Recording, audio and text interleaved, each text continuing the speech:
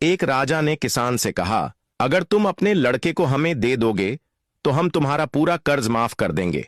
क्योंकि किसान का लड़का राज्य का सबसे बुद्धिमान लड़का था। किसान घर पहुंचकर अपने बेटे को सारी बात बताता है।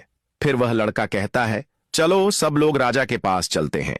पूरा गांव लड़के के साथ राजा के दरबार पहुंचता है। वहां लड़का राजा से बोलता है, महाराज, आप दूसरों को हमेशा 2 ऑप्शन देते हैं, लेकिन हमें सिर्फ एक ही ऑप्शन क्यों दिया?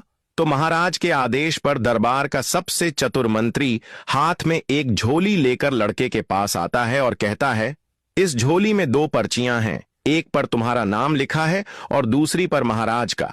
तुम्हें बिना देखे इनमें से एक पर्ची निकालनी होगी और जो नाम उस पर होगा उसकी बात मानी जाएगी। वो लड़का तुरंत समझ जाता है कि झोली में दोनों पर्चियों पर राजा का ही नाम लिखा होगा, क्योंकि मंत्री कभी भी राजा के खिलाफ नहीं जाएगा। अब लड़के के पास 2 ही ऑप्शन थे, या तो झोली से दोनों पर्चियां निकाल कर सबको दिखा दे जिससे राजा क्रोधित हो जाएंगे, या फिर वह चुपचाप एक पर्ची निकाले और राजा की बात माने। लेकिन वह लड़का घबराता नहीं है, दिमाग से काम लेता है। वह तुरंत झोली से एक पर्ची निकालकर उसे बिना देखे ही फाड़ देता है। मंत्री तुरंत कहता है, अरे तुमने बिना नाम पढ़े ही पर्ची फाड़ दी। फिर वह लड़का मंत्री से कहता है, अब झोली में बची हुई पर्ची निकालिए, क्योंकि वह हारने वाली पर्ची होगी। यदि उसमें राजा का नाम है तो इसका मतलब जो पर्ची मैंने फाड़ी उसमें मेरा ही नाम रहा होगा। इसी तरह चाहे समस्या कितनी ही बड़ी क्यों न हो, घबराने के बजाय शांत रहकर सोचना चाहिए। हमेशा अपनी बुद्धि का